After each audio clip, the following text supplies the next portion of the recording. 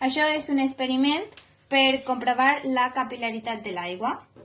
Per això necessitem 3 gotets, 2 d'ells amb aigua amb colorant i un altre sense res, i 2 paperets que ja hem enrotllat d'aquesta manera.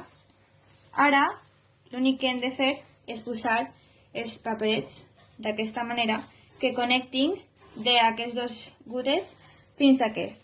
Ara, dins d'una estona, podrem observar com els líquids es mesclen aquí. Mitja hora després ja podem veure el resultat. L'aigua ha passat per el paper i s'ha mesclat aquí. Això passa per la capil·laritat. Però què és la capil·laritat? La capil·laritat és una propietat dels líquids que els dona la capacitat de pujar o baixar per un tub capil·lar, que en aquest cas seria el paper.